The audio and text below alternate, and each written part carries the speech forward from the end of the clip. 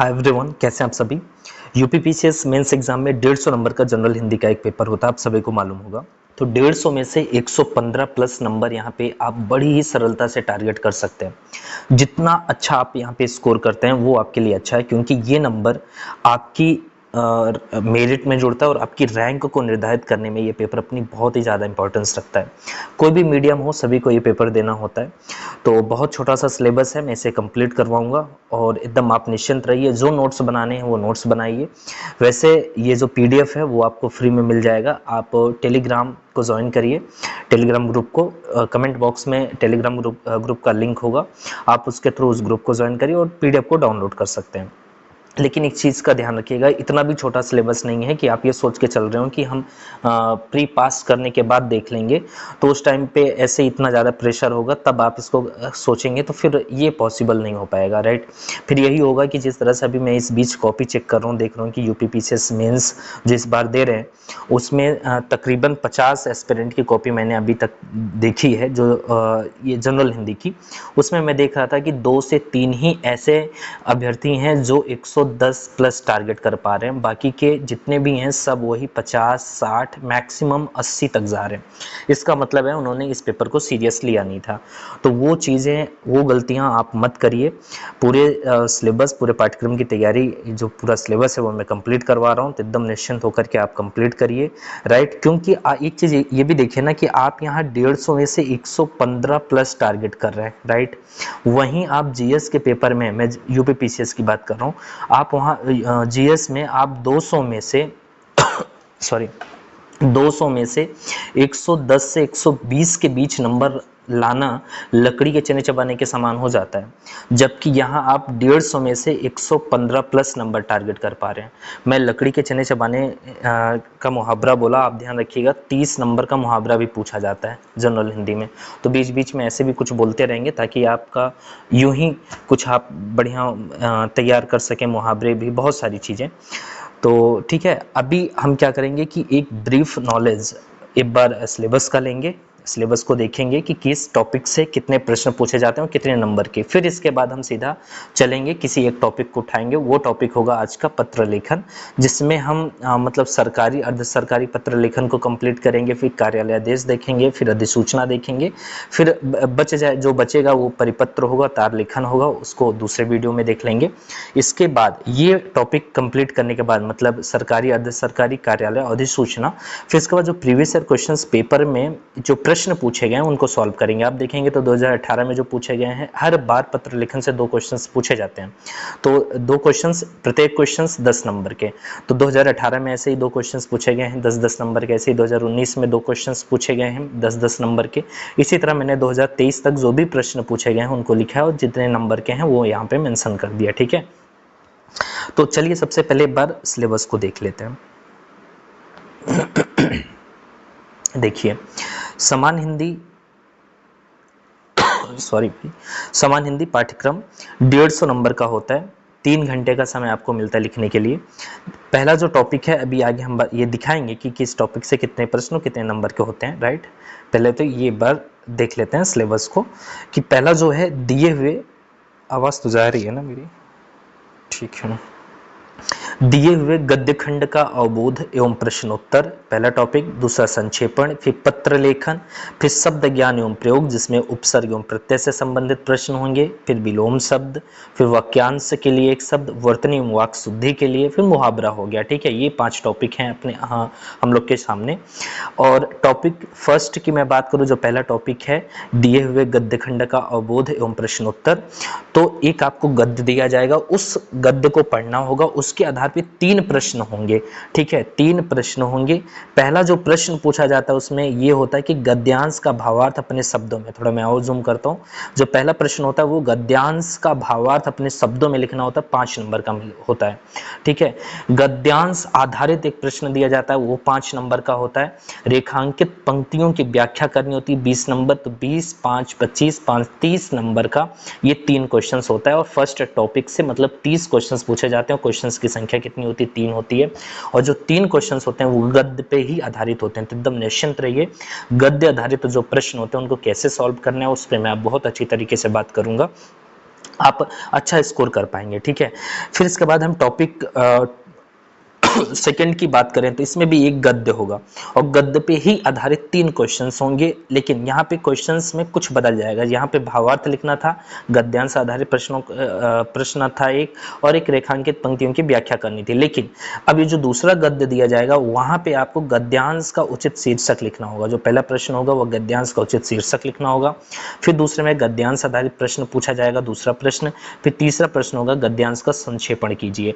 ये भी 30 नंबर का होगा, मतलब शुरू के 2 क्वेश्चंस 5-5 नंबर के, और तीसरा जो होगा वो 20 नंबर का, तो 30 नंबर।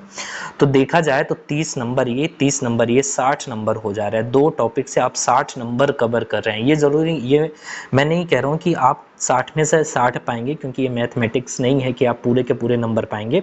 हाँ, ये ज़रूर है कि 5 में से 4 4.5 नंबर के करीब आप रहेंगे, राइट। जिस तरह से मैं बताऊंगा उस पर आप मेहनत करेंगे तब।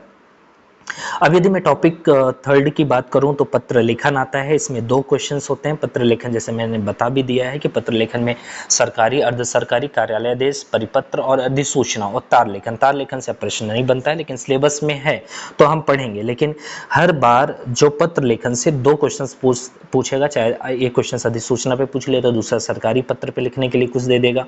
किसी बार अर्ध सरकारी पे पूछ लिया तो किसी बार तो दूसरा क्वेश्चन में अधिसूचना का डाल देगा। एक बार अभी मैं दिखाऊंगा आपको प्रीवियस ईयर क्वेश्चंस पेपर।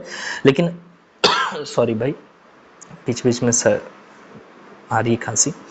हर बार 2 क्वेश्चंस होते हैं और प्रत्येक क्वेश्चन 10-10 नंबर के, तो 20 नंबर का ये हो जाता है। ठीक है, टॉपिक 4 की मैं बात करूं तो यहाँ पर शब्द ज्ञान एवं प्रयोग और इसमें उपसर्ग एवं प्रत्यय, इन सबसे संबंधित प्रश्न होता है। तो जरा यहाँ पे देखते हैं इसको।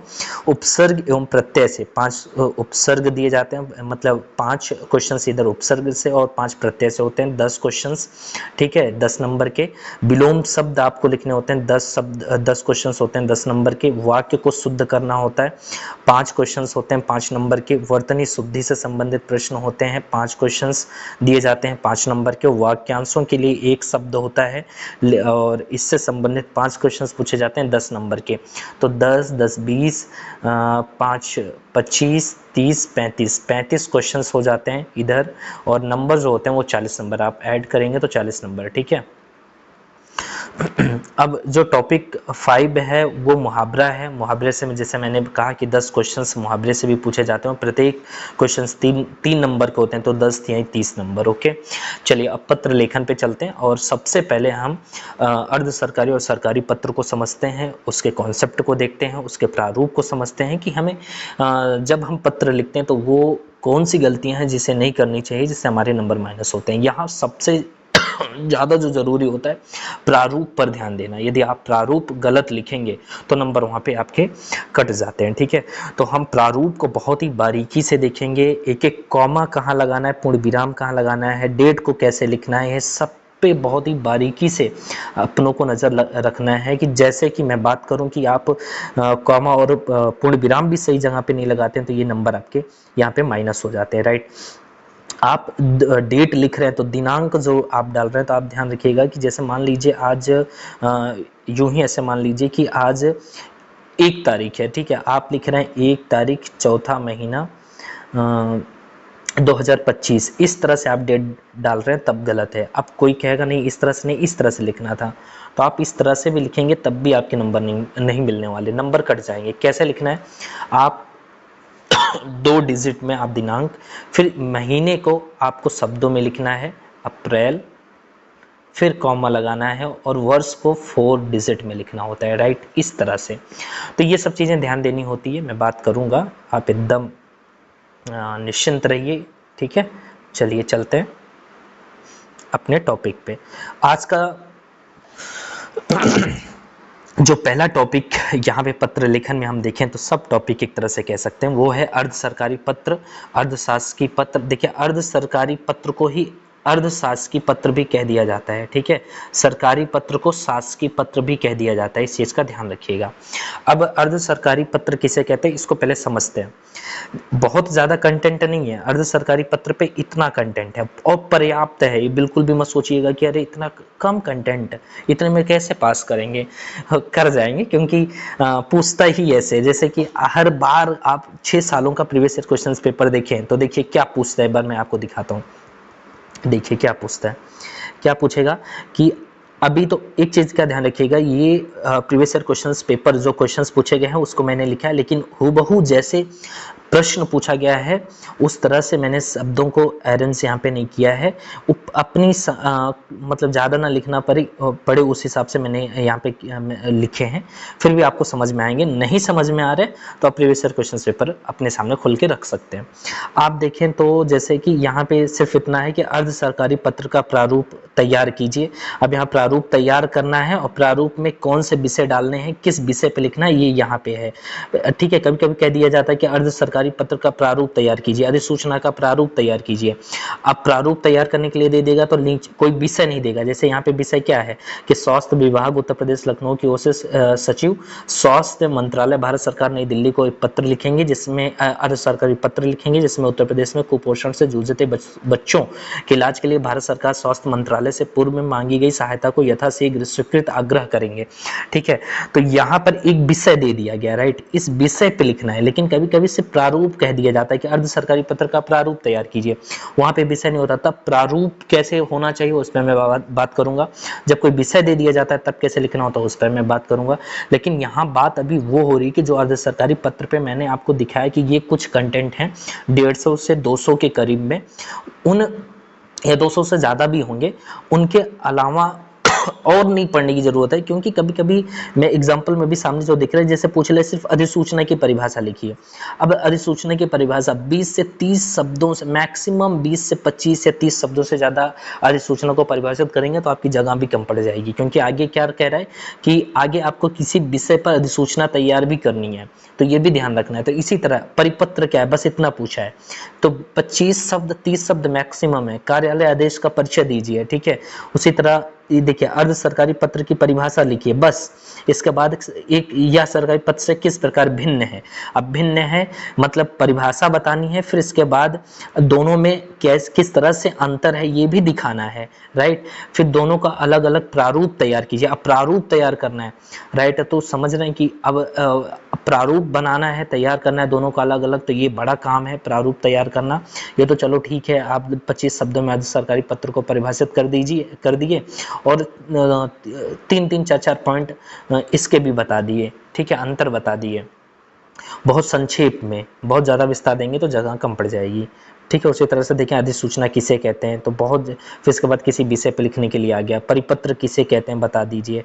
तो इस तरह से होता है। तो वो जो कंटेंट मैंने यहाँ पे दिए हैं ये पर्याप्त हैं, इसके बारे में और सोचने की और ढूंढने और परेशान होने की ज़रूरत नहीं है, ये पर्याप्त हैं। एकदम निश्चिंत होकर के पढ़िए, ध्यान दीजिए और इसके बाद किसी भी इंस्टीट्यूट का आप जाकर के टेस्ट से ज्वाइन करिए और देखेंगे आपके अच्छे नंबर आपको मिलेंगे, ठीक है। अब अर्ध सरकारी पत्र में देखें तो इसे सरकारी अधिकारियों द्वारा व्यक्तिगत स्तर पर, देखिए ये है तो एक अर्ध सरकारी पत्र कहूँ या अर्ध शासकीय पत्र कहूँ, ये सरकारी अधिकारियों के ही द्वारा लिखे जाते हैं, लेकिन व्यक्तिगत स्तर पर लिखे जाते हैं। व्यक्तिगत स्तर का मतलब जो पत्र लिखे जाते हैं मित्रोक्त शैली में होते हैं। इसमें जो भाषा होती है वो सरकार की ना होकर के व्यक्तिगत स्तर पर लिखने की वजह से उस लिखने वाले की होती है और अनौपचारिक भाषा शैली होती है। अभी आगे आप समझेंगे, लेकिन यहाँ ध्यान रखिएगा यह पत्र सरकारी अधिकारियों के द्वारा ही लिखा जाता है, लेकिन व्यक्तिगत स्तर पर लिखा जाता है सरकार के आदेश से या सरकार की का भाव वहाँ स्पष्ट नहीं होता है। जब कभी शासकीय व्यवस्था में, ठीक है, एक तरह से कह सकते हैं कि सरकारी व्यवस्था के अंतर्गत कोई मामला उलझ जाता है, तब सरकारी अधिकारी अपने समकक्ष जो उनके बराबर के अधिकारी होते हैं, उनके कनिष्ठ स्तर के अधिकारी होते हैं, ठीक है, जूनियर जो अधिकारी होते हैं, उनको पत्र लिखकर कार्य निस्तारण का सहयोग मांगा जाता है। कार्य निस्तारण शब्द का मतलब होता है कार्य को पूरा करने का एक सहयोग माना जाता है। मान लीजिए कोई इंग्लिश मीडियम का होगा तो उनको दिक्कत होती है, जैसा कि मैं अभी तक समझा और सुना हूँ। तो निस्तारण का मतलब होता है कार्य को पूरा करने का, उसको निपटाने का सहयोग मांगा जाता है। अन्य किन मामलों में, जब किसी अधिकारी का ध्यान किसी मामले पर व्यक्तिगत स्तर पर दिलाना जरूरी होता है, तब ये अर्ध सरकारी पत्र लिखे जाते हैं। स्मरण पत्र भेजे जाने के पश्चात उत्तर प्राप्त न होने पर लिखे जाते हैं। किसी विषय पर अधिकारी की व्यक्तिगत सहमति के लिए लिखा जाता है। सामान्यता या समान समकक्ष या फिर कनिष्ठ स्तर के अधिकारियों के आपसी पत्र व्यवहार में विचारों के आदान प्रदान के लिए ये पत्र लिखे जाते हैं। पत्र की भाषा जो पत्र की भाषा होती है वो सरल और स्पष्ट होती है। ठीक है, पत्र की भाषा सरल और स्पष्ट होगी तभी अच्छा है। आप पत्र लिख रहे हैं, आप खुद ही कभी किसी को लिख रहे हैं, मान लीजिए कोई एप्लीकेशन दे रहे हैं, कुछ भी कर रहे हैं, तो वहाँ पे यदि ये भाषा आपकी सरल और स्पष्ट नहीं है तो दिक्कत हो जाती है भाषा। अब लेकिन अर्ध सरकारी पत्र में जो ध्यान रखना वो क्या है, सॉरी, भाषा मित्रवत होती है। ठीक है, मित्रवत होने की वजह से क्या हो जाती है, ये पत्र अनौपचारिक हो जाते हैं ना, ऑफिशियल हो जाते हैं, ऑफिशियल नहीं रह जाते, औपचारिक पत्र नहीं रह जाते। इसमें आभारी रहूंगा, कृतार्थ करें, आपका सहयोग चाहता हूं आदि क्रिया रूपों का प्रयोग होता है। यह पत्र किसी अधिकारी के व्यक्तिगत नाम पर भेजे जाते हैं। ठीक है, जब ये अनौपचारिक हैं, व्यक्तिगत स्तर पर लिखे जाते हैं, तो जो व्यक्ति भेज रहा उसका नाम होता है और जिसको भेज रहा उसका भी नाम मेंशन होता है। यह पत्र किसी अधिकारी के व्यक्तिगत नाम पर भेजे जाते हैं। और यह पत्र उत्तम पुरुष एक वचन शैली में मित्रतापूर्ण भाषा में लिखा जाता है, अर्थात मैं का प्रयोग किया जाता है। उत्तम पुरुष, मध्यम पुरुष, अन्य पुरुष क्या होता है, इसको एक बार आप जरूर देख लीजिए, मैं दिखा रहा हूँ। ठीक है, जैसे सर्वनाम के 3 प्रकार होते हैं। ठीक है, सर्वनाम के 3 प्रकार होते हैं। यहाँ पे आप देखें तो सर्वनाम के 3 प्रकार। उत्तम पुरुष में जब वक्ता स्वयं के बारे में बात करता है, स्वयं के बारे में, जब वक्ता जो बोलने वाला है वो स्वयं के बारे में बात करता है, अर्थात एग्जाम्पल में मैं। मध्यम पुरुष में जब वक्ता श्रोता के बारे में बात करता है, तुम और तू। अन्य पुरुष में जब वक्ता और श्रोता किसी तीसरे व्यक्ति, वस्तु या घटना के बारे में बात करते हैं तो अन्य पुरुष शैली में कहा जाता है। तो उम्मीद है कि आप उत्तम पुरुष, मध्यम पुरुष, अन्य पुरुष के बारे में एक आपके पास संक्षिप्त जानकारी हो चुकी है। ठीक है, आप देखिए आगे।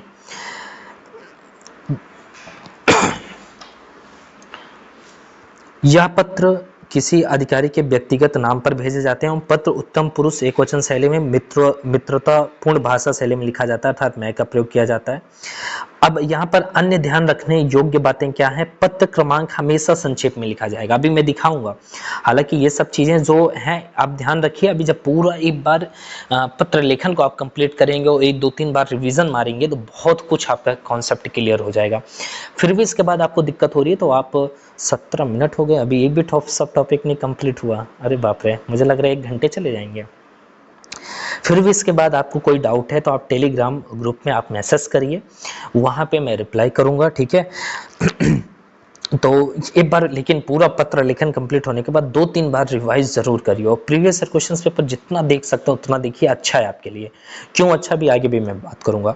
अब पत्र क्रमांक हमेशा संक्षेप में लिखा जाता है। पत्र क्रमांक सॉरी, जैसे आप अर्ध सरकारी पत्र लिख रहे हैं, कोई पत्र आएगा लिखने के लिए तो आपको वहां पत्र क्रमांक भी मेंशन, पत्र क्रमांक भी लिखना होता है कि कौन सा पत्र क्रमांक है, लेकिन उसके पहले आपको जो अर्ध शासकीय ये भी मेंशन करना पड़ता है कि भाई ये शासकीय पत्र नहीं है, अर्ध शासकीय पत्र है। और अर्ध शासकीय पत्र है तो इसके लिए आपको इस तरह से पत्र क्रमांक हमेशा संक्षेप में लिखा जाएगा, आप कुछ इस तरह से संक्षेप में मेंशन करेंगे। ठीक है, वो भी आगे देखेंगे।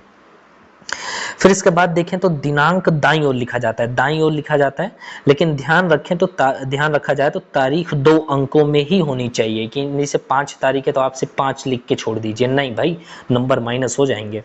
2 अंकों में होने चाहिए। महीनों को शब्दों में लिखना है, फिर अल्प विराम लगाना है, तथा वर्ष को 4 अंकों में लिखना है। ठीक है, एग्जाम्पल में आप देख सकते हैं, जैसे मैं पहले भी बात कर लिया हूँ। प्रेषिती का मतलब होता है प्राप्त करने वाला। पत्र को भेजने व पाने वाले दोनों ही अधिकारियों के व्यक्तिगत नाम प्रयुक्त होते हैं, अभी मैंने ऊपर बताया था। अब अर्ध सरकारी पत्र का महत्व तो क्या है ये देख लीजिए, वैसे खैर जल्दी पूछेगा नहीं लेकिन फिर भी जान लीजिए। अधिकारी अपने स्वविवेक का प्रयोग करके, यहाँ अधिकारी स्वविवेक का प्रयोग कर रहा है कि ठीक है कोई इसको आदेश निर्देश कुछ भी नहीं है, लेकिन यह अपने स्वविवेक का प्रयोग करके अपने पदीय जो दायित्व हैं, जो कर्तव्य हैं, उनका बेहतर निष्पादन करता है। कितनी अच्छी बात है कि कोई भी अधिकारी इस तरह से पत्र, अर्धशासकीय पत्र लिख रहा है, ये तो अच्छी बात है कि वो अपने पदीय दायित्वों को समझ रहा है, तब वो लिख रहा है अपने स्वविवेक का प्रयोग करके कि भाई बहुत जरूरी है, सरकार के दिशा निर्देश के बाद ही मैंने किसी दूसरे विभाग को या किसी दूसरे पदीय अधिकारी को पत्र लिखे थे, अभी तक उसका कुछ निस्तारण नहीं हुआ, उसका कोई कार्य नहीं हुआ, वो चिंतित है। वो अधिकारी क्या किया कि सोचा कि अपने स्वविवेक से सोचा और सोचा कि क्यों ना अर्धशासकीय पत्र लिख दे, ये तो व्यक्तिगत होते हैं और अपने पदीय दायित्वों को बेहतर करते हुए उस जिसको लिखें उसको याद दिलाएं कि भाई ये काम रुका हुआ है, इसको जरा देखिए, इसको जल्दी से जल्दी निस्तारित करिए। तो ये तो अच्छा है। अर्ध सरकारी पत्र में यदि कोई अधिकारी इसका यूज कर रहा है तो वो अपने पदीय दायित्वों का निष्पादन करता है। व्यक्तिगत ध्यानाकर्षण कराने से लंबित मामलों का निस्तारण शीघ्र हो जाता है। कभी कभी ना जब आप मतलब एक ऑफिशियल थ्रू में कुछ चीजें करते हैं तो दूसरे के पास जो वो लेटर आपका जा रहा है तो वो कभी उसको मतलब ठीक है करेगा लेकिन वो उतना सीरियस नहीं लेता। लेकिन जब एक बार आप व्यक्तिगत रूप से भी किसी चीज़ के लिए निवेदन कर देते हैं, आग्रह कर देते हैं, तो वो काम और अतिशीघ्र होने की संभावना बढ़ जाती है। गोपनीय विषय हेतु इसी पत्र का उपयोग किया जाता है। कभी कभी ये भी होता है कि कोई गोपनीय विषय है जिसे सार्वजनिक नहीं किया जा सकता, क्योंकि ये पत्र जो अर्ध सरकारी पत्र हैं ये पब्लिक नहीं होते हैं, ये गोपनीय ही रह जाते हैं। तो गोपनीय रह जाते हैं, इस वजह से कभी कभी जो गोपनीय विषय होते हैं उनको भी लिखने के लिए इसी पत्र का प्रयोग किया जाता है। चलिए, उम्मीद है कि आपने बहुत अच्छे से अर्ध सरकारी पत्र को समझ लिया है। अब देख लेते हैं कि कैसा प्रारूप होता है किसी विषय पे। प्रारूप भी देखेंगे, मतलब प्रारूप इस तरह से प्रारूप होता है, जैसे जब कभी कोई विषय आपको नहीं दिया जाएगा तो आपका प्रारूप इस तरह से होगा अर्ध सरकारी का, और जब कोई विषय दे दिया जाता है तो इस तरह से लिखा जाता है, इस तरह से। ठीक है, अब सरकारी पत्र ये तैयार, हाँ इस तरह से लिखा जाता है। ओके, अब कोई विषय दिया गया है, उसी विषय पे लिखा गया है, वो विषय वस्तु यहाँ पे डाली गई है। तो अब अर्ध सरकारी पत्र जो होता है कि 2018 में, अब एक बार हम अर्ध सरकारी पत्र से जो प्रश्न बने उनको देखते हैं, फिर इसके बाद वही सॉल्व करेंगे। उससे आप एक प्रारूप भी सीख लेंगे कि कैसे प्रारूप बनाता हो, कोई विषय आता है तो कैसे लिखना होता है। ठीक है, तो देखते हैं कि कौन कौन से प्रश्न इससे बने हैं। आप देखें तो पहला प्रश्न है अधिसूचना। जब अधिसूचना पढ़ेंगे तब देखेंगे हम अर्ध सरकारी पत्र, ये अभी इसको सॉल्व करेंगे, राइट। परिपत्र अभी नहीं पढ़े हैं, कार्यालय आदेश अभी नहीं पढ़े हैं, फिर कार्यालय आदेश है अभी नहीं पढ़े हैं, मुखिया की ओर से ये सरकारी पत्र अभी नहीं पढ़े हैं, 2021 में आते हैं। अर्ध सरकारी पत्र ये पढ़ लिया गया है, तो अर्ध सरकारी पत्र को अभी इसको देख लेते हैं क्या होता है। फिर ये क्या है, सरकारी पत्र है, नहीं देखना है, अरे ओके एक मिनट,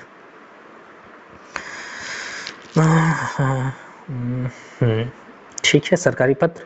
फिर 2022 में देखें तो अधिसूचना किसे कहते हैं, यह है परिपत्र किसे कहते हैं। मतलब कि कुल मिला के कह सकते हैं कि दो प्रश्न दिख रहे हैं, राइट। तो चलिए हम सबसे पहले 2018 में आए इस प्रश्न को सॉल्व करते हैं, फिर 2021 में आए इस प्रश्न को तब सॉल्व करेंगे जब एक बार सरकारी पत्र को पढ़ लेंगे तब। ठीक है, क्योंकि दोनों से संबंधित है, अर्ध सरकारी से भी है, सरकारी पत्र से भी है। तो एक बार क्या करेंगे कि सरकारी पत्र को भी पढ़ने के बाद 2021 में इस प्रश्न को सॉल्व करेंगे। चलिए चलते हैं, हाँ एक बार प्रश्नों को तो पढ़ ले। 2018 में जो प्रश्न पूछा गया वो ये है कि अर्ध सरकारी पत्र का प्रारूप तैयार करना है, और प्रारूप में क्या तैयार करना है वो देखिए। स्वास्थ्य विभाग उत्तर प्रदेश लखनऊ की ओर से, सचिव की ओर से किसको पत्र लिखना है, स्वास्थ्य मंत्रालय भारत सरकार नई दिल्ली को लिखना है। और क्या लिखना है वो देखिए, मैंने आप जब इस प्रश्न को पढ़ेंगे ना तो जिस तरह से मैंने इसको पॉइंट में अलग अलग करके अलग किया कि कौन किसको लिख रहा है, ये सबसे ज्यादा जानना जरूरी होता है, राइट। तो इसलिए मैंने, आप अभी सीधा प्रश्न को पढ़ेंगे तो जिस तरह आप समझ पाएंगे कि मैंने यहाँ पे क्या आपके लिए किया है, कितना अच्छा काम किया है कि पत्र कौन किसको लिख रहा है मैंने ये स्पष्ट कर दिया है, और किस विषय पे लिखा जाएगा, किस विषय पर ये प्रारूप अर्ध सरकारी पत्र का प्रारूप तैयार होगा वो मैंने अलग पॉइंट में लिखा है कि उत्तर प्रदेश में कुपोषण से जूझते बच्चों के इलाज के लिए भारत सरकार स्वास्थ्य मंत्रालय से पूर्व में मांगी गई सहायता को यथाशीघ्र स्वीकृत आग्रह।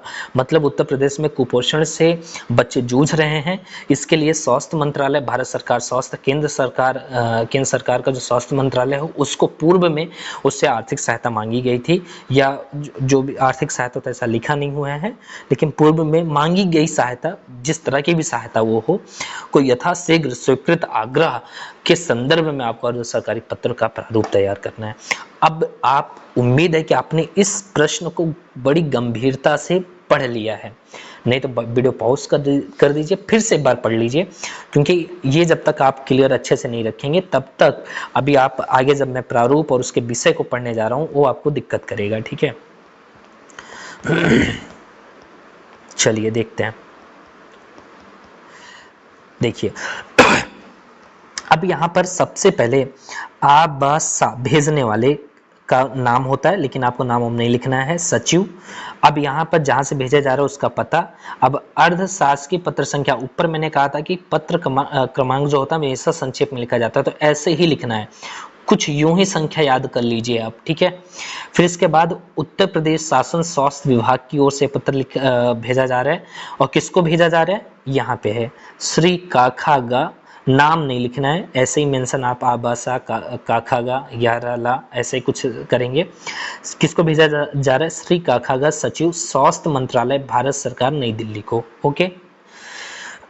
स्वास्थ्य विभाग, दिनांक आप देखिए जैसे मैंने ऊपर बताया था वैसे ही लिखा गया है, 2 डिजिट में, फिर शब्दों में, फिर 4 डिजिट में, वर्ष को कॉमा लगाना है, लखनऊ लिखना है, एक कॉमा, एक पूर्ण विराम, हर चीज मायने रखेगा, आप बहुत ध्यान से रखिएगा। आबासा के बाद ये पूर्ण विराम भी अपने आप में बहुत ही ज्यादा महत्वपूर्ण है, इसलिए कह रहा हूँ कि बहुत ज्यादा बार बार इसको देखिए कि ये प्रारूप, इसके हर एक कॉमा, पूर्ण विराम, हर चीज आपके माइंड में बैठ जाए। फिर इसके बाद ये राजकीय चिन्ह होता है, यदि मैं इसका ऑफिशियल ये दिखाऊं तो ये किसी तरह से मिल गया अपनों को, कह सकते हैं कि ये पत्र गोपनीय होते हैं, जैसे मैंने कहा, तो पॉसिबल नहीं होता कि आप गूगल पे कहीं पे सर्च करके निकाल पाएं, लेकिन आप देखें तो मैं दिखाने के लिए भी आपको यहाँ पे दिखाया हूँ कि इस तरह से ही ये पत्र ऑफिशियल, मतलब इस तरह से किसी डिपार्टमेंट के द्वारा जारी किया गया है। तो यहाँ पे राजकीय चिन्ह देख रहे हैं, वैसे ही आपको यहाँ पे राजकीय चिन्ह भी बना देंगे तो बहुत अच्छा रहेगा। तो ये हो गया, ठीक है। अब आके आप देखिए प्री महोदय, ठीक है, ये प्री हो गया, ठीक है। हाँ, जैसे प्री हो गया, श्री हो गया, बहुत, जैसे ये जो शब्द होते हैं ये सिर्फ अर्ध सरकारी में ही यूज होते हैं और पत्र में पॉसिबल नहीं होता। तो आप यहाँ पे देखिए क्या लिखा गया है, प्री महोदय, ऐसे ध्यान रखिएगा, ठीक है। थोड़ा और इधर कर सकते हैं, प्रिय महोदय, कॉमा लगाना है, फिर जस्ट इसके नीचे से मुझे आपसे यह कहने की अपेक्षा की गई है कि राज्य पिछले 10 माह से बच्चों के, अब 10 वहाँ पे क्वेश्चंस में ऐसा कुछ माह और ये सब मेंशन नहीं है, आप लिख दीजिए 2-3 पिछले 1 वर्षों से, जो भी आपको लिखना हो, पिछले 10 माह से बच्चों के कुपोषण से जूझ रहा है राज्य, जिस कारण से सैकड़ों, मैंने सैकड़ों लिखा है, आप हजारों लिख दो, हजारों बच्चों ने अपनी जान गंवा दी विगत 2 माह पूर्व। अब यहाँ पे लिख दीजिए विगत 2, वहां पे था ना कि पूर्व में सरकार ने स्वास्थ्य मंत्रालय से सहायता मांगी थी, तो मैंने अब पूर्व में, अब यहाँ से पूर्व में लिख देंगे तो ये लगेगा कि आप सीधा वही जो प्रश्न में लिखी हुई भाषा आप सीधा उतार दे रहे हैं, कुछ बदलिए। तो 2 माह पूर्व उत्तर प्रदेश सरकार ने स्वास्थ्य मंत्रालय, उत्तर प्रदेश ने स्वास्थ्य मंत्रालय भारत सरकार को एक पत्र लिखकर आर्थिक सहायता की मांग की थी, ठीक है। अब कौन से कुपोषण के लिए और कौन कौन सी सहायता हो सकती है वो आप अच्छा सोच पा रहे तो ठीक है, नहीं तो लिखिए कि आर्थिक सहायता की मांग की थी, भैया पैसा दे दीजिए हम काम कर लेंगे, ठीक है, जो भी इसके लिए करना है। तो आर्थिक सहायता की मांग की थी, जिस पर अभी तक कोई प्रतिक्रिया नहीं मिली है एवं राज्य की स्थिति दिन प्रतिदिन खराब होती जा रही है, ठीक है। तो अब होती जा रही है, आपने एक अपनी बात को पूरा कर लिया है, अब दूसरी बात शुरू होने जा रही है आपकी। अब उसके लिए आप क्या करें, और पैरा भी लंबा होता जा रहा है, 3 से 4 लाइन आपने लिख दी, तो आपको इसके बाद सॉरी भाई, पैरे को चेंज कर देना है। मतलब यहाँ पर आप देखें तो मैंने 1 या 1 नहीं लिखा था, लेकिन इसके नीचे यहाँ पर 2 लिख करके एक बिंदी सी लगाई है, तो आपको भी ये करना है। यहाँ पे 1 तो नहीं लिखना है, ये अंडरस्टूड है, लेकिन यहाँ पर जब दूसरा पैरा शुरू करें तो आपको 2 लिखना होगा, फिर आगे 3 कर रहे हैं तो 3 भी लिखना होगा, 4 बहुत लंबा मैटर है तो आप 4 भी करेंगे, 5 भी कर सकते हैं, ठीक है। तो अधिकतम इतना 5 जाता नहीं है, 2 3 4 बहुत मुश्किलों से।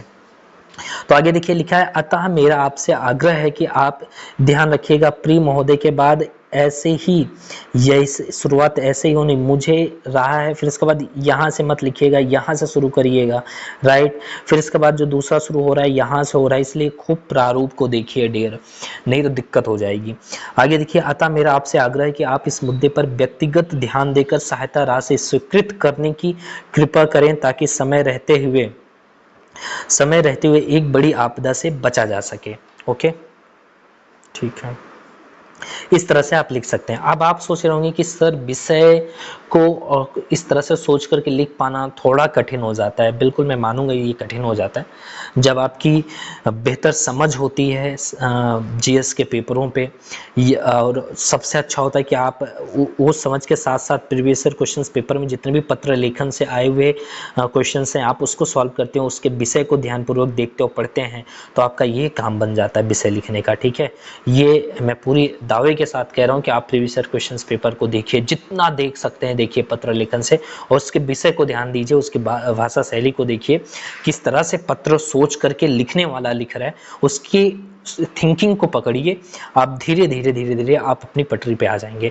यहाँ पर मेरा काम है कि मैं आपको गाइड करूँ कैसे लिखा जाना चाहिए, विषय पे आपको कैसे काम करना चाहिए, किस तरह से कॉमा, पूर्ण विराम, डेट को, और किस तरह से प्रारूप को ध्यान रखना है, कहाँ से पैरा की शुरुआत करना है, ये सब मैं आपको यहाँ पे गाइड कर रहा हूँ। साथ ही साथ जो बता रहा हूँ वो भी करिए, आप अच्छा परफॉर्मेंस करेंगे और अच्छा नंबर लाएंगे। फिर आपको सादर लिख देना है, राइट, कॉमा लगाना है, फिर इधर कुछ भी नहीं लिखना है, छोड़ देना है। फिर इसके बाद आप जिसको लिख रहे हैं श्री काखागा, कॉमा, कॉमा जरूर लगाना है नाम के बाद, लेकिन नाम आपको लिखना नहीं है। फिर पद नाम होता है, कॉमा लगाइए। फिर जहां भेज रहे हैं वो विभाग का स्वास्थ्य मंत्रालय, भारत सरकार, नई दिल्ली, पूर्ण विराम। ये सब गलतियां कर रहे हैं ना, नंबर काटेगा एग्जामिनर, ये समझ के रखिएगा, नंबर कटेंगे। क्योंकि कई सारे दोस्त मेरे हैं वो कह रहे थे कि यार भाई इतना अच्छा लिख रहे थे, मतलब इतनी बढ़िया बढ़िया पब्लिकेशन की बुकों से हर चीज़ को लिखा, और फिर भी पत्र लेखन में 2 से सिर्फ 3 ही नंबर मिल रहे हैं, जबकि यहाँ पे मैं 8 नंबर तक का दावा कर रहा हूँ कि आप अच्छा लिख रहे हैं तो 8 नंबर तक ला सकते हैं। यहाँ तक कि कुछ तो लोग का ये भी कहना है कि 9 से 10 भी पहुँच जाते हैं, लेकिन वो पॉसिबल नहीं होता, कुछ ना कुछ गलतियाँ हो ही जाती हैं।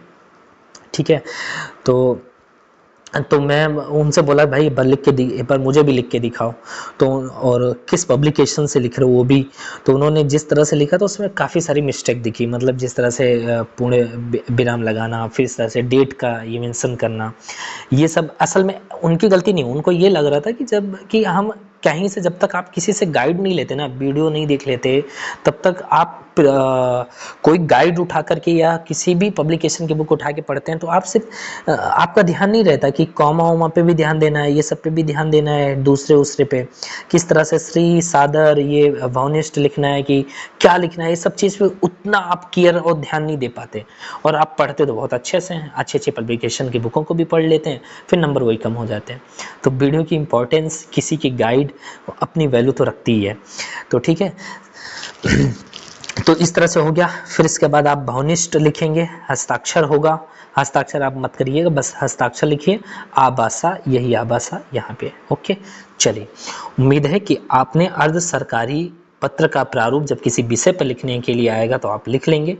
अर्ध सरकारी पत्र क्या होता है, इस पर यदि पूछ लेगा तो आप भी उसके बारे में 20 से 25 शब्दों में आप उत्तर दे लेंगे। अब चलते हैं सरकारी पत्र पे। 33 मिनट हो गया, चलिए सरकारी पत्र को देखते हैं। जाने दीजिए जितना घंटे जाए वीडियो, बस हिम्मत आप लोग बांध के रखिए। सरकारी पत्र केंद्र व राज्य सरकार या दो भिन्न राज्यों के बीच या सरकारी अधिकारियों व कर्मचारियों के बीच जिन पत्रों का प्रयोग होता है उन्हें सरकारी पत्र कहा जाता है। राइट, केंद्र व राज्य सरकार या दो भिन्न राज्यों के बीच सरकारी अधिकारियों कर्मचारियों के बीच जिन पत्रों का प्रयोग होता है उसे सरकारी पत्र कहा जाता है। ठीक है, यह पत्र औपचारिक होता है, ये औपचारिक होते हैं, जबकि अर्ध सरकारी पत्र क्या थे, अनौपचारिक थे। विदेशी, किन मामलों में, विदेशी सरकारों या संयुक्त राष्ट्र संघ से, राज्य सरकारों या केंद्र शासित प्रदेशों से या किसी व्यक्ति से सूचना लेने या देने के लिए इस पत्र का यूज होता है। संवैधानिक व सांविधिक निकायों से सूचना लेने और देने के लिए सरकारी पत्र लिखा जाता है। विशेषताएं क्या होती हैं वो ध्यान रखिए। उद्गम जो होता है शासकीय पद से ही होता है, इस जिसका उद्गम शासकीय पद से ही होगा एवं गंतव्य भी शासकीय पद तक ही होगा।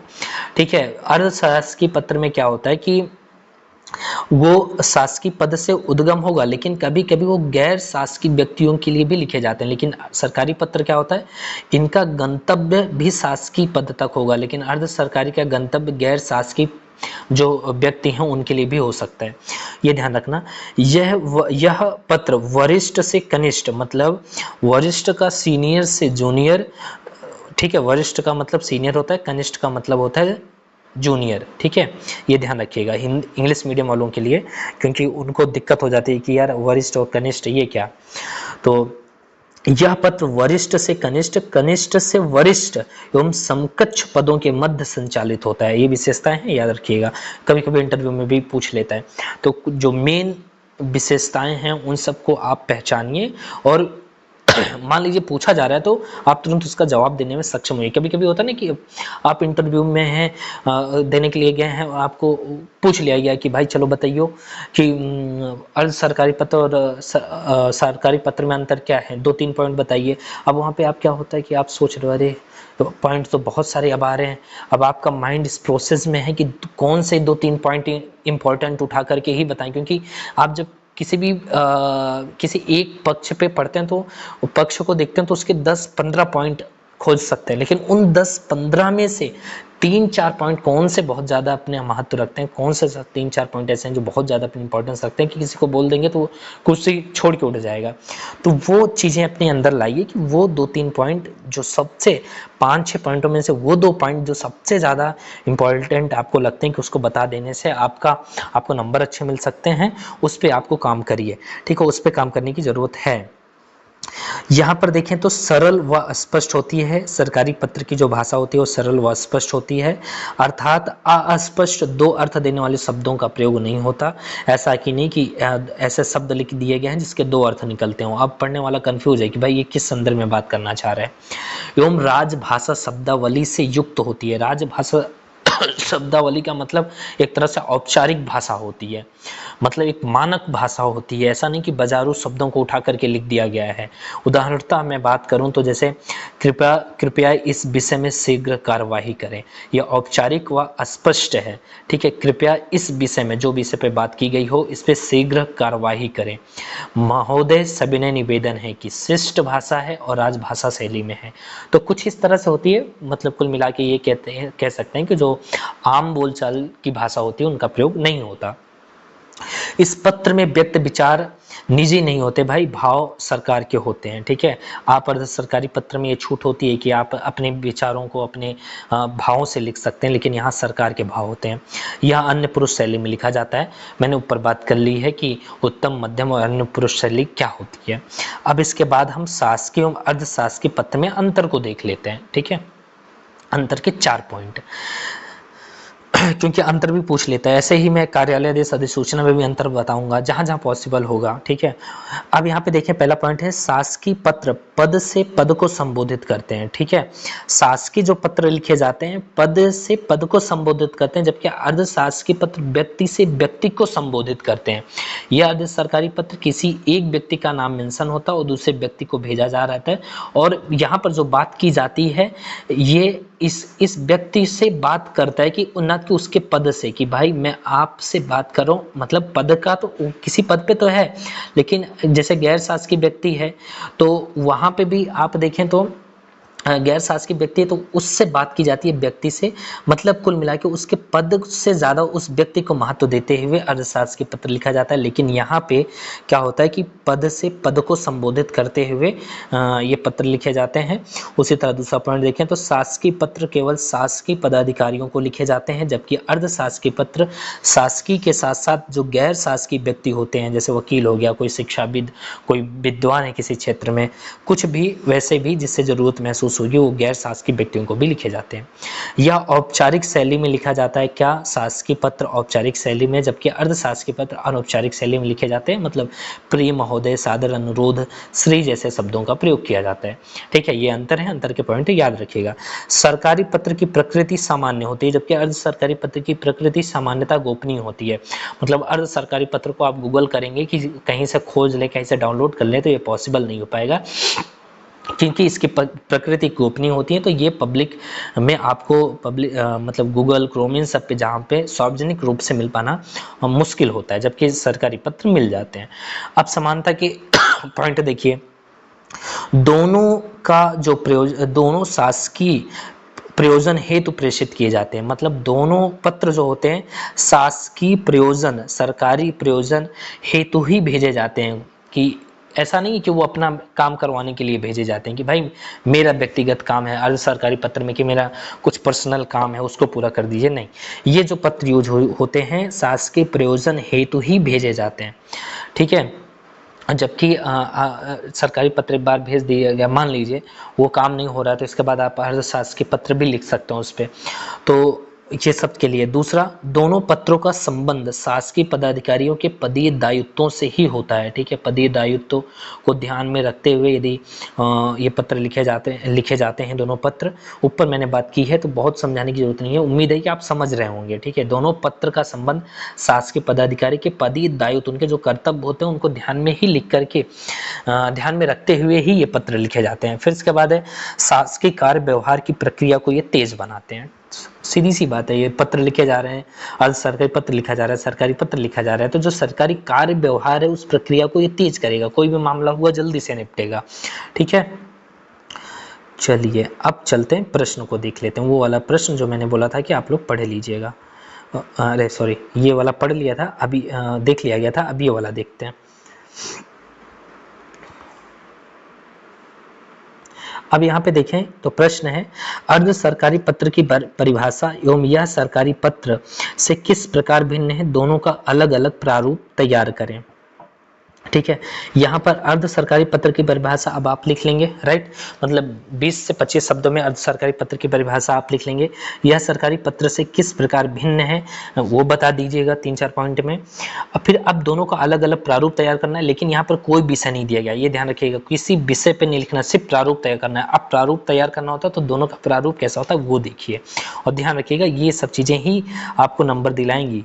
प्रारूप में गलती करेंगे तो नंबर कटेंगे। ठीक है, ओके, एक सरकारी पत्र पे, अब सॉरी एक मिनट रुको यार, अब सरकारी पत्र पे जो प्रश्न पूछे गए वो देख लीजिए। अर्ध सरकारी पे बात की, ये अधिसूचना पे है, ये परिपत्र पे है, ये कार्यालय पे है, कार्यालय आदेश है। ये प्रश्न मुखिया की ओर से पंचायत में कोविड-19 से हो रही मृत्यु संबंधी एक सरकारी पत्र जिलाधिकारी को लिखना है, राइट, ये हम देखेंगे सरकारी पत्र है। फिर इसके बाद अर्ध सरकारी, ये तो अभी हम देखेंगे ही। फिर इसके बाद नगर महापौर की ओर से महानगर में डेंगू से हो रही मृत्यु संबंधी एक सरकारी पत्र, ये आप खुद से करेंगे, जब मैं इसको समझा दूंगा तो इसके आधार पे आप ये करिएगा, और ये आप हो सके तो आप ग्रुप में डालिएगा, मैं आपका ये 2021 का ये दूसरा प्रश्न है वो चेक भी कर लूंगा। ठीक है, टेंशन लेने की जरूरत नहीं, लेकिन खुद से कुछ करिए भाई, अभ्यास खुद से भी करिए ना, जब मैं इसको समझा दूंगा तो आप ये कर लेंगे। फिर इसके बाद अधिसूचना जब पढ़ेंगे तब, परिपत्र पढ़ेंगे तब, जिला कलेक्टर की ओर से मंडल आयुक्त को भी ये पत्र लिखना है। इस पत्र में राज्य सरकार द्वारा घोषित स्वच्छता सप्ताह के दौरान जिले में किए गए विविध कार्यों का विवरण हो, ये भी सरकारी पत्र है। पत्र अभी जब हम अर्ध सरकारी पत्र, सरकारी पत्र, अधिसूचना, परिपत्र, कार्यालय आदेश, ताल लेखन, इन सबको देख लेंगे, तो जब इस तरह से प्रश्नों में जब कहीं पर सरकारी पत्र मेंशन नहीं होता, जैसे ये आदेश है तो ये कार्यालय आदेश है, यहाँ पे नहीं लिखा होता, फिर भी हम कैसे पहचाने, इसमें आज सक्षम हो जाएंगे। पहले एक बार पूरा पढ़ लेंगे, तो ये थोड़ा मतलब डिफिकल्ट था, क्योंकि कुछ एस्पिरेंट ने मुझे ये कहा कि ये प्रश्न समझ नहीं आ रहा था कि ये क्या है, किस पे लिखना है। तो जब आप पूरे पत्र लेखन को पढ़ लेते हैं तो समझ में आ जाता है कि ये किस पे पूछ रहा है, ये सरकारी पत्र है, ये कार्यालय आदेश है। ठीक है, चलिए ये वाला प्रश्न नगर महापौर आप करिएगा। ठीक है, सबसे पहले हम 2020 में आए, मुखिया की ओर से पंचायत में कोविड-19 से हो रही मृत्यु संबंधी एक सरकारी पत्र जिलाधिकारी को लिखिए, ये कंप्लीट करेंगे। फिर 2021 का देखेंगे। अब मैं ऊपर स्क्रॉल करके दोबारा नहीं दिखाऊंगा, ध्यान रखिएगा। 2021 वाले में पत्र की परिभाषा मैंने बात कर ली है, बस दोनों का अलग अलग प्रारूप देख लेंगे। 2021 का में दोनों का अलग अलग प्रारूप देखेंगे, अर्ध सरकारी और सरकारी का। और अब जो देखने जा रहे हैं वो ये होगा कि मुखिया की ओर से पंचायत में कोविड-19 से हो रही मृत्यु संबंधी एक सरकारी पत्र जिलाधिकारी को लिखना है। अब कैसे लिखना वो देखिए, चलिए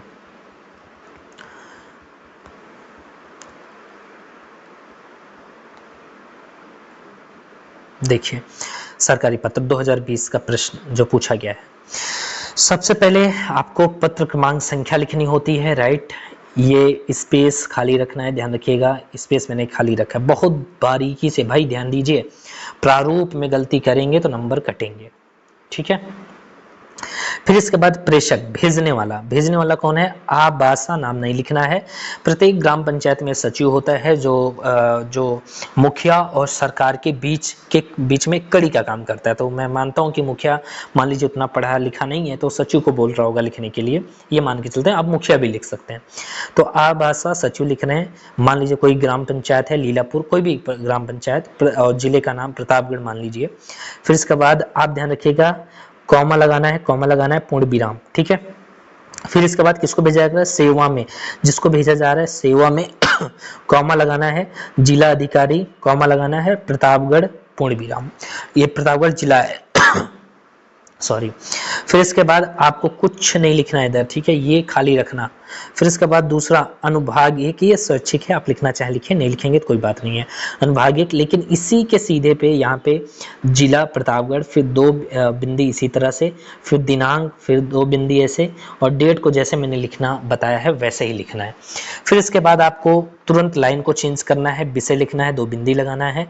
फिर पंचायत में कोविड-19 से हो रही मृत्यु के संबंध में, क्योंकि विषय क्या था, यही था ना कि पंचायत में कोविड-19 से लोगों की मृत्यु ज़्यादा हो रही है, इस संदर्भ में जिलाधिकारी को पत्र लिखना है।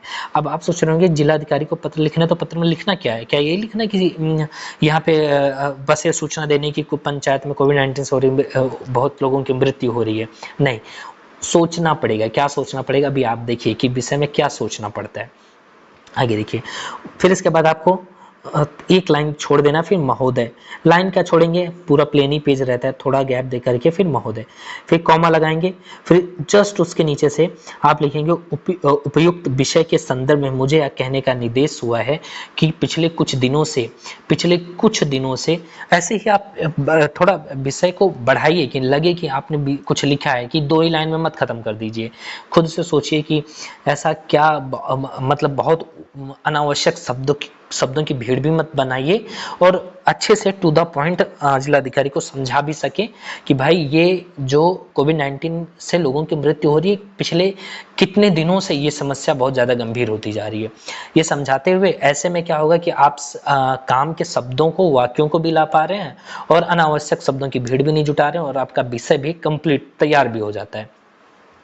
पिछले कुछ दिनों से ग्राम सभा में कोविड-19 की वजह से मृत्यु की घटनाओं में तीव्रता के साथ वृद्धि हो रही है, ठीक है। अब वृद्धि हो रही है, आपने ये बता दिया, अब वृद्धि हो रही है। अब एक स्वाभाविक से प्रश्न बनता है कि जिलाधिकारी पढ़े तो भाई मृत्यु हो रही है, लेकिन क्यों हो रही है ये भी तो बता दीजिए।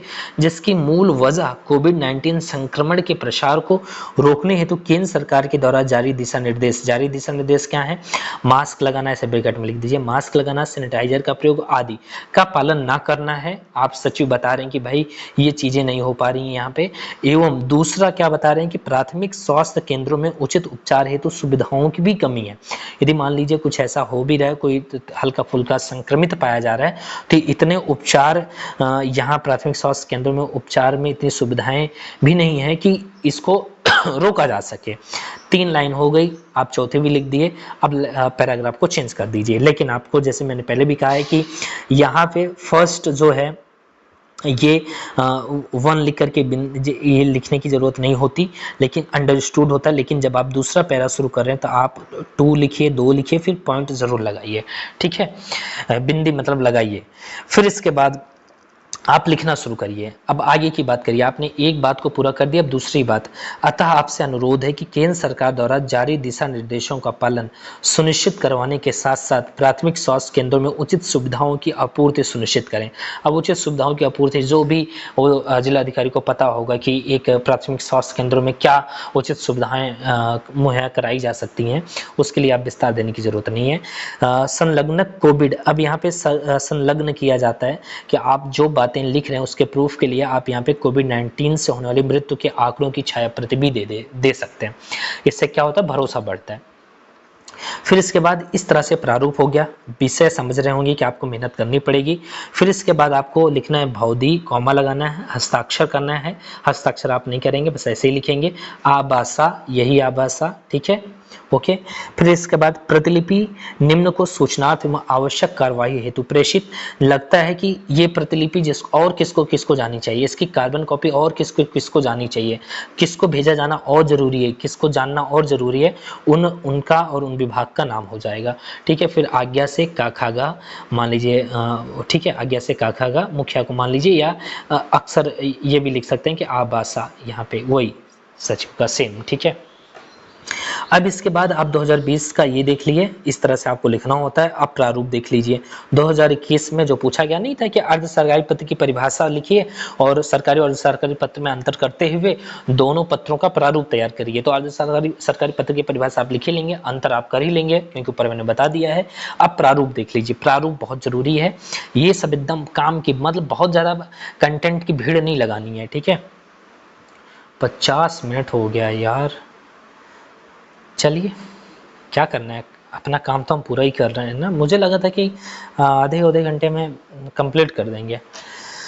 चलिए, अर्ध सरकारी पत्र का प्रारूप देखिए। नाम लिखना है, इस तरह से 2 बिंदी लगानी है, फिर डॉट डॉट कॉमा लगाना है नाम के बाद, फिर पद नाम। ठीक है। फिर जिस तरह से पूर्ण विराम कॉमा ये सब देख रहे हैं, सब एकदम ध्यान दीजिए। राज्य की चिन्ह का ये बना दीजिए लोगो इस तरह से।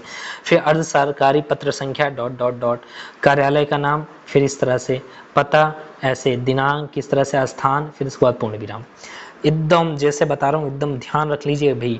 फिर इधर प्री श्री महोदय आपको लिखना होगा। ठीक है। प्री श्री महोदय। फिर इसके बाद आप लिखेंगे प्रारूप। कोई विषय तो दिया गया नहीं, जब कोई विषय दिया जाता है तो वो विषय यहाँ पे लिखे जाते हैं। ठीक है। कोई विषय तो है नहीं, तो उक्त विषय में आपसे अपेक्षा है कि, बस अब क्या अपेक्षा है, जो विषय होगा वो लिखा जाता है। राइट। फिर उसके बाद आप यहाँ पूर्ण विराम लगाएंगे, फिर यहाँ पे पूर्ण विराम। ध्यान रखिएगा जो मैंने पीछे बात की है उसी तरह से 1 2 इन सब पे ध्यान देना है। सादर लिखेंगे, फिर इसके बाद यहाँ कुछ नहीं लिखना है, कॉमा लगाना है। फिर इसके बाद जिसको पत्र भेजा जा रहा है श्री, उनका नाम, कॉमा लगाना है। पद नाम उनका लिखा जाता है, कॉमा लगाया जाता है।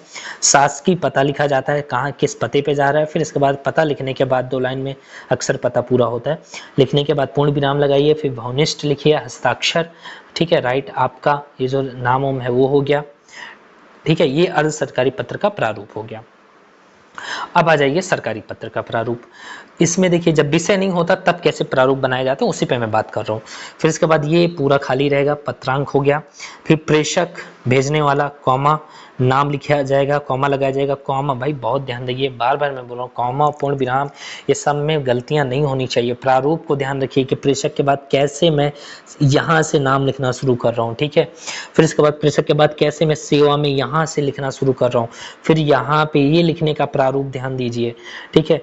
फिर पूर्ण विराम सेवा में, फिर पद नाम हो गया, कॉमा लगाना है, शासकीय पता, पूर्ण विराम हो गया। ठीक है। फिर इसके बाद अनुभाग स्वैच्छिक है लिखिए, लिखिए। फिर उसी के सीधे में दिनांक, फिर कॉमा लगाइए, स्थान लिखिए, स्थान का होता है।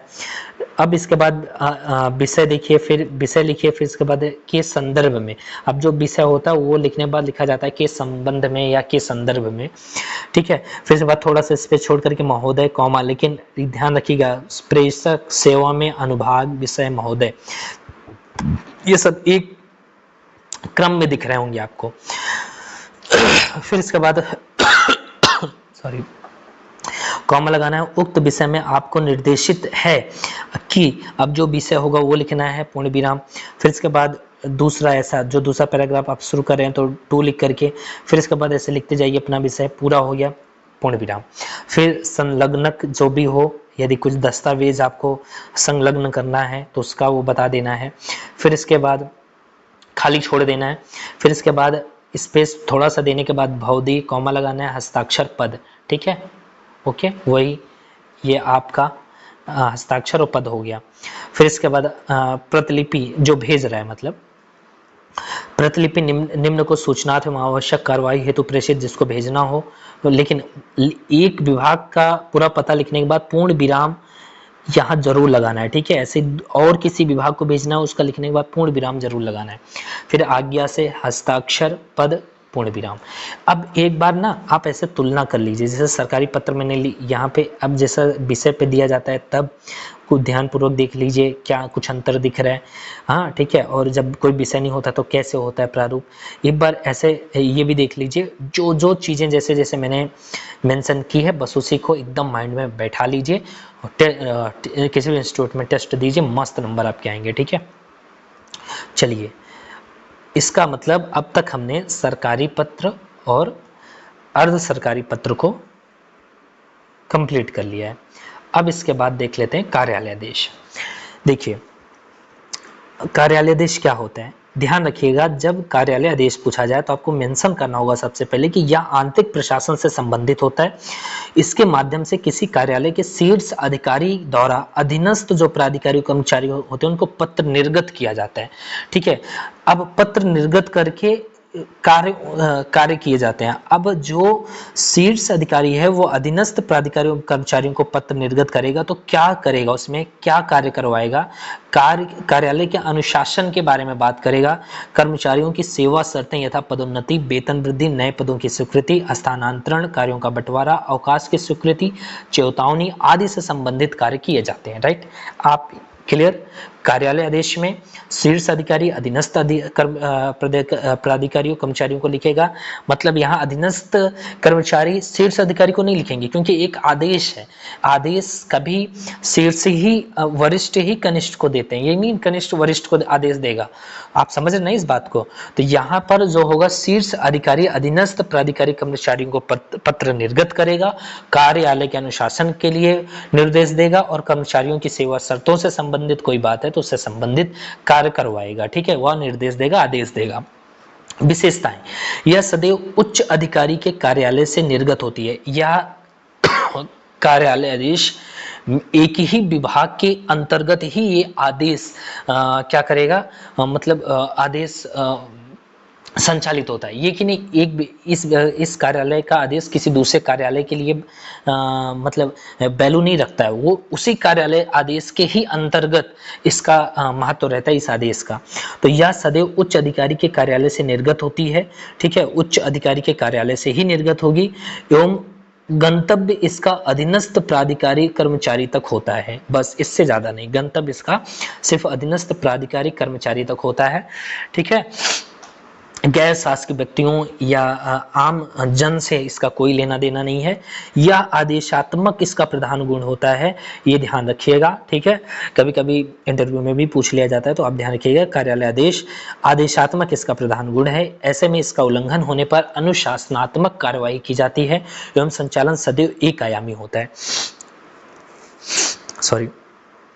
संचालन सदैव एक आयामी होता है, मतलब ऊपर से वरिष्ठ कनिष्ठ को या जो उसके नीचे के अधीनस्थ के जो अधिकारी कर्मचारी होते हैं, प्राधिकारी होते हैं, उनको आदेश दिया जाता है, एक आयामी होता है। वहां से अपेक्षा नहीं होती कि वो उसका उत्तर दें या उसका प्रतिक्रिया करें।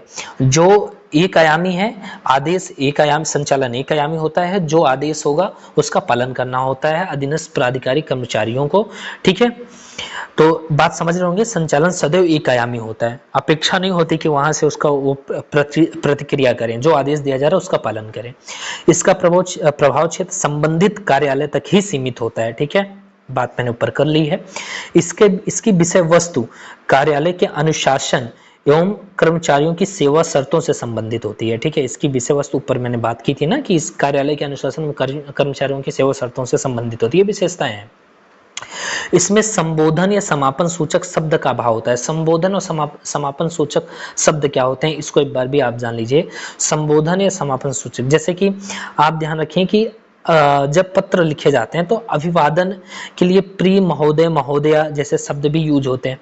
समापन सूचक में बाद में भवदी लिखा जाता है। जैसे आपको याद हो तो आप जब 9वीं 10वीं क्लास में रहे हो तो आप लिखते थे कि आपका आज्ञाकारी शिष्य, ऐसे लिखते थे ना, आपका आज्ञाकारी शिष्य, रोल नंबर, फिर इसके बाद ये क्लास लिखते थे।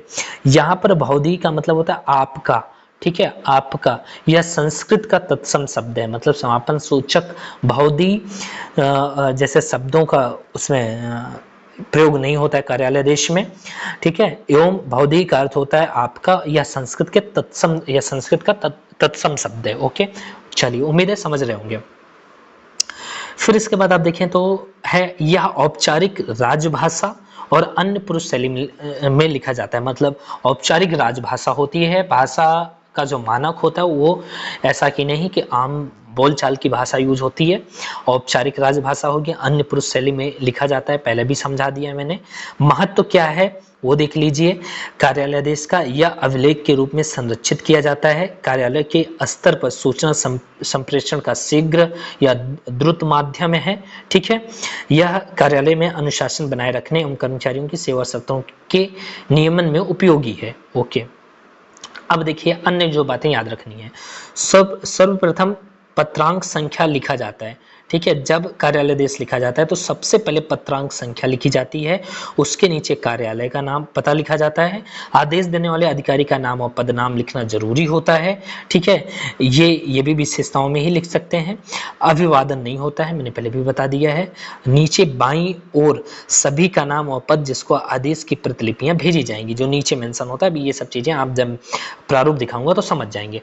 अब प्रीवियस ईयर क्वेश्चंस पेपर में जो कार्यालय आदेश से प्रश्न आए हों उनको एक बार सरसरी नजर से देख लेते हैं। देखिए, अधिसूचना अभी हमने नहीं पढ़ा, सरकारी अर्ध सरकारी पत्र को पढ़ लिया गया है और सॉल्व भी कर लिया गया है। परिपत्र भी पढ़ेंगे। कार्यालय आदेश इसको अभी हम सॉल्व करेंगे। ठीक है, फिर कार्यालय आदेश इसको भी सॉल्व करेंगे। ये सरकारी पत्र को हम लोगों ने देख लिया है, अर्ध सरकारी पत्र को भी देख लिया है, इसको भी सॉल्व कर लिया है। मतलब आपको लिखने के लिए कहा है, लिख करके भेजिएगा। अधिसूचना भी पढ़ेंगे, परिपत्र भी पढ़ेंगे। ये जिला सरकारी पत्र है, इसको भी आप लोग करिए। ठीक है, ये कार्यालय आदेश है, जिला शिक्षा अधिकारी की ओर से एक आदेश जारी कीजिए ना। अभी जब आप अर्ध सरकारी, सरकारी और परिपत्र अधिसूचना कार्यालय पढ़ लेंगे तो समझ में आ जाएगा कि प्रश्न को पढ़ने के बाद उसकी भाषा से आप समझ जाएंगे कि क्या पूछ रहा है। तो यहाँ पर प्रश्न है, जिला शिक्षा अधिकारी की ओर से एक आदेश जारी कीजिए। एक आदेश मतलब एक तरह से कार्यालय आदेश जारी कीजिए। तो ये अपनों को सॉल्व करना है। तो कितने प्रश्न हो जा रहे हैं? 1 2 3। लेकिन ध्यान रखिएगा, मैं ये वाला प्रश्न सॉल्व करवा दे रहा हूं आपको। ये वाला जो प्रश्न है कार्यालय आदेश का शिक्षा विभाग, ये उत्तर प्रदेश की ओर से जारी विशेष छात्रवृत्ति योजना संबंधी, ये भी प्रश्न आपको लिखने के लिए दे रहा हूं। आज के इस वीडियो में 2 प्रश्न आपको मिल चुके हैं, एक ये 2020 का और एक ये नगर महापौर वाला। तो आप लोग ये करिए और ग्रुप में भेजिए, मैं चेक कर दूंगा। तो चलिए अब इस प्रश्न को देखते हैं। 2019 में पूछा गया कार्यालय आदेश।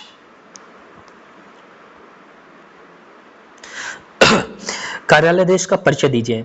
ठीक है, बस परिचय देना है, 20 से 30 शब्दों में परिचय दीजिए। फिर क्या है, गृह विभाग उत्तर प्रदेश सरकार की ओर से जारी किसी कर्मचारी के हस्तांतरण संबंधी कार्यालय आदेश का प्रारूप तैयार कीजिए। ठीक है, चलिए, किसी के ट्रांसफर संबंधित कार्यालय आदेश का प्रारूप तैयार करना है गृह विभाग उत्तर प्रदेश सरकार की ओर से। देखिए कैसे होगा। सबसे पहले मैंने बताया था कि आपको पत्रांक संख्या लिखनी है, राइट। फिर इसके बाद कार्यालय का जो नाम और पता है वो सब मेंशन करना है। फिर आपको लखनऊ, फिर इसके बाद कॉमा लगाना है, क्योंकि आप ध्यान दें तो क्या लिखा हुआ है कि कहाँ गया यार प्रश्न,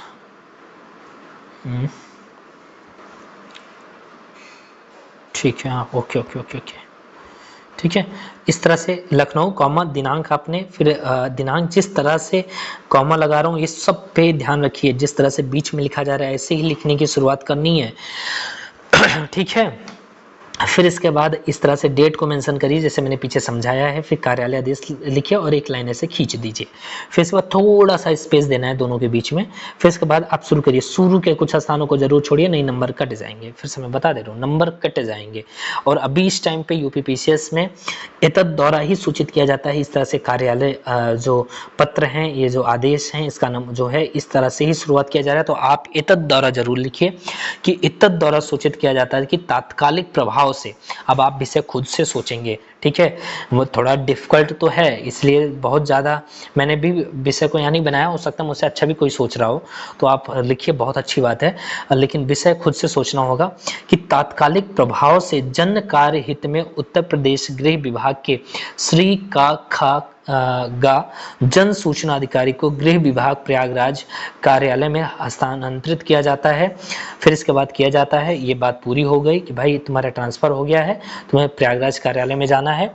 अब इसके बाद एक बात मैंने पूरी कर ली है, या एक वाक्य या एक जो बातें कहनी थी वो कह दी है। अब दूसरी बात देखिए जो कहने जा रहा हूँ, दो लिखना है, बिंदी लगानी है। फिर इसके बाद श्री का ख गा जन सूचना अधिकारी को निर्देशित किया जाता है कि वो यथाशीघ्र पद ग्रहण कर इसकी सूचना गृह विभाग को उपलब्ध कराएं। ठीक है, गृह विभाग को उपलब्ध कराएं कि आप वहां पे जाकर के पद को ग्रहण कर लिया है, इसको हमें सूचित भी करिए।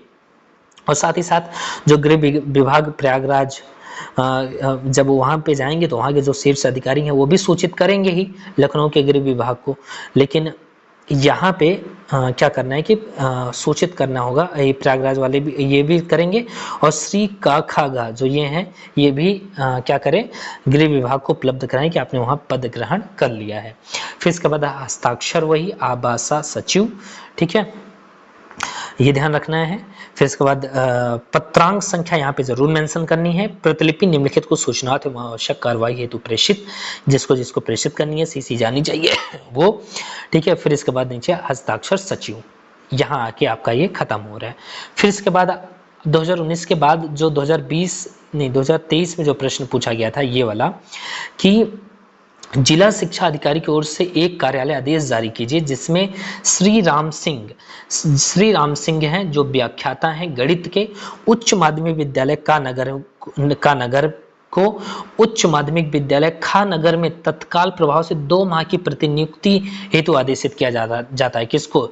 श्री राम सिंह को किया जाता है जो उच्च माध्यमिक विद्यालय खानगर में है, उनको उच्च माध्यमिक विद्यालय खानगर में तत्काल प्रभाव से 2 माह की प्रतिनियुक्ति दी जा रही। प्रतिनियुक्ति अस्थायी होती है तो 2 माह के लिए दी जा रही है। क्यों दी जा रही है थोड़ा पता हो तो बहुत अच्छा होता है, कि जब किसी को 2 माह के लिए कहीं भेजा जा रहा है तो आप खुद से वजह अपने दिमाग से सोचिए ना, कि वो एक व्याख्याता है गणित के, वहाँ जा रहे हैं तो हो सकता है कि वो उनकी वहाँ पे जरूरत हो किसी पद पे, वहाँ पे रहने वाले वो व्याख्याता वहाँ के जो खानगर के हैं, खाई है ना, उच्च माध्यमिक विद्यालय खानगर के गणित के जो व्याख्याता हैं वो ना हो, उनकी जगह उनको भेजा जा रहा हो कार्य करने के लिए, या हो सकता है कि उनकी हेल्प के लिए भेजा जा रहा हो कि ये जो श्री राम सिंह हैं बहुत योग्य हैं, बहुत इनको अच्छी नॉलेज है, ये जाकर के जो खानगर के व्याख्याता हैं उनको कुछ दे करके कुछ अपने अनुभवों को साझा करके आए।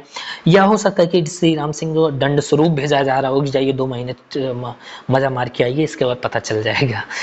तो प्रतिनियुक्ति अस्थायी होती है, ठीक है। कोशिश होती है कि ये हमेशा सकारात्मक वे में ही रहती है। किसी व्यक्ति को किसी दूसरे व्यक्ति का प्रतिनिधित्व करने या उनके लिए काम करने हेतु नियुक्ति करना। ओके, चलिए अब देखते हैं कि किस तरह से लिखना है। सबसे पहले पत्रांक संख्या मेंशन करनी है, कार्यालय का वही पता, फिर इसके बाद लखनऊ कॉमा लगाना है, दिनांक कैसे ही लिखना है जैसे मैंने लिखा है, थोड़ा सा स्पेस देकर कार्यालय देश, फिर अंडरलाइन करना है। कार्यालय देश के बीच में ये डैश जरूर देना है, राइट, और ये एक लाइन खींचनी है। थोड़ा सा स्पेस देंगे, अब लिखना शुरू करेंगे। शुरू के कुछ स्थानों को छोड़ देना है, नहीं नंबर कट जाएंगे। एतद द्वारा से ही शुरू करेंगे कार्यालय देश को। एतद द्वारा सूचित किया जाता है कि श्री राम सिंह व्याख्याता गणित उच्च माध्यमिक विद्यालय का नगर को दिनांक, अब दिनांक देखिए, यही सोचिए कि मैं विषय को कैसे बढ़ाऊं। अब लिख दिया गया कि दिनांक, क्योंकि किसी को प्रतिनियुक्ति 2 महीने के लिए दी जा रही है तो एक डेट भी मेंशन होती है ना, कि आप इस डेट से जाकर के अपनी वहां पे नियुक्ति ले लीजिए। तो 1 जनवरी 2025। अच्छा, एक चीज ध्यान रखिएगा, मैंने यहाँ एक दिनांक को सिर्फ 1 डिजिट में लिखा है, ज्यादा अच्छा है कि आप 01 इस तरह से लिखिए, ठीक है। खैर वैसे दिक्कत नहीं है, लेकिन यहाँ सबसे ज़्यादा ध्यान यहाँ सब पे दिया जाता है, लेकिन यहाँ पे भी लिखेंगे, बहुत अच्छी आदत है आपके लिए। 1 जनवरी 2025 से उच्च माध्यमिक विद्यालय खानगर में तत्काल प्रभाव से 2 माह की प्रतिनियुक्ति की जा रही है, जहां श्री राम सिंह अपने ज्ञान को साझा करने के साथ साथ कुछ नए अनुभव भी सीखेंगे जो उच्च माध्यमिक विद्यालय खानगर के हित में होगा। मतलब आप खुद से सोचिए ना, कि जब वहां पे जाएंगे तो अपने ज्ञान का भी साझा करेंगे, साथ साथ वहां से कुछ अनुभव भी सीख के आएंगे, और वो उच्च माध्यमिक विद्यालय खानगर के हित में होगा। 3 लाइन हो गई। अब इसका क्या करते हैं कि अब दूसरा शुरू करते हैं, जैसे मैंने हमेशा बताया है। एक यहाँ पे अंडरस्टूड है, आप 2 लिखिए और इस तरह से बिंदी लगाइए, फिर लिखिए श्री राम सिंह का पद व वेतन पूर्ववत रहेगा, ठीक है। अब इसको चाहे वो पनिशमेंट मान लें कि वहां भेजा जा रहा है, लेकिन पद और वेतन पूर्ववत रहेगा, ठीक है।